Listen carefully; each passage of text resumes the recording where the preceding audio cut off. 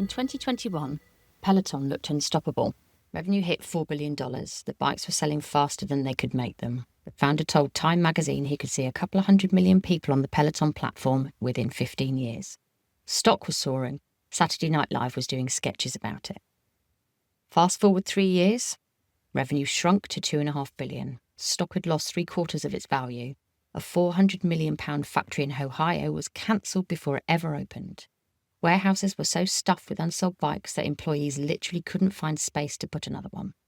2 CEOs had been forced out. The company that defined pandemic success had become the poster child for post-pandemic failure. Classic bubble collapsed. But then something interesting happened. The 1st of January 2025, a new CEO takes over. His name is Peter Stern. And over the next 12 months, he delivers a masterclass for any growth mandate CEO facing stalled growth. Not by writing a better plan, but by answering the fundamental questions that reveal what strategy actually is. Where will we play? How will we win? What capabilities matter most?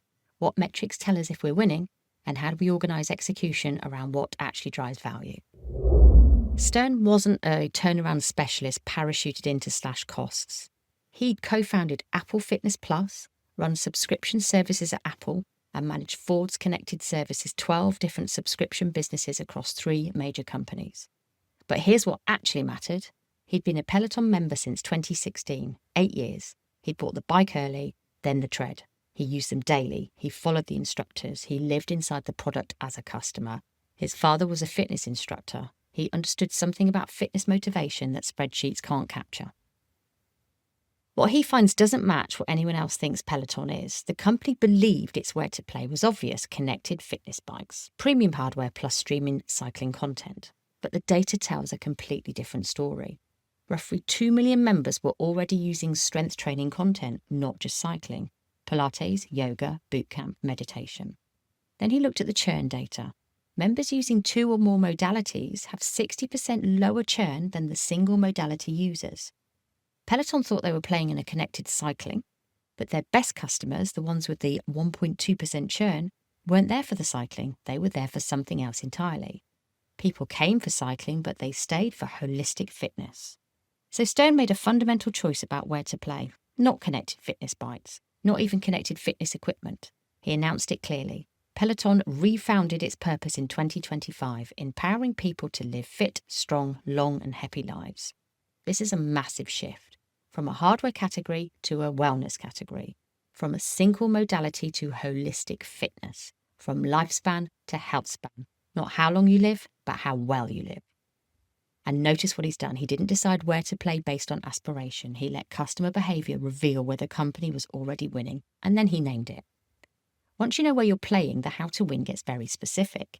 You're in wellness partnerships, not cycling equipment. You win by creating the deepest, most engaging multi-modality experience customers can access. But Stern does something that most CEOs miss. He doesn't just identify the metric, he builds a metrics tree. And this is the architecture of how value gets created.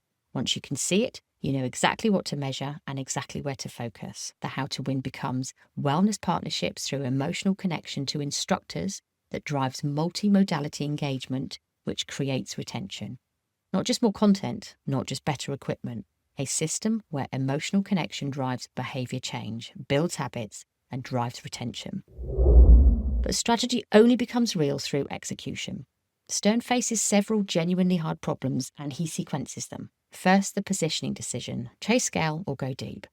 Once that's decided, other choices get easier. Premium pricing makes sense, instructor investment makes sense, multi-modality content makes sense. Second, the instructor dependency problem. If instructor relationships drive retention, you have strategic vulnerability. Instructors can leave and take their followings. Most tech CEOs would try and automate this away. Stern did the opposite. Now he's essentially running a talent agency inside a technology company. Next, the behaviour change problem. Getting someone who bought a bike to also do strength training requires genuine behaviour change. The data science is complex. The product design is delicate. Execution has to be systemic. And fourth, AI that enhances human connection rather than replacing it, not algorithmic recommendations that feel cold. Personalisation, technology that deepens emotional relationships, not substituting them. Here's what's clever about this. Those problems cascade into each other. Choose depth, That helps you invest in instructors. Instructors enable modality expansion. AI makes expansion scalable while preserving instructor connection. And within 1 year, the execution delivers. Churn holds below 2% amongst engaged users. Multimodality engagement grows quarter on quarter. All of this happens whilst cutting operating costs by 25% and improving EBITDA from 3 million to 400 million. This isn't luck. This is what happens when strategy cascades into metrics, which cascade into goals, with execution built around outcomes and systematic learning. But the final layer to this story, Stone had to change what winning really looked like. Foley saw the pandemic spike and thought 200 million people on this platform, that was winning. Stern looks at the same history and asks what was temporary and what was permanent. The cycling spike? Temporary. Gyms reopened. But some things did change permanently. Consumer interest in healthy ageing, mental well-being and preventative care. The rise of weight loss drugs creating demand for strength training. The desire for holistic wellness beyond cardio.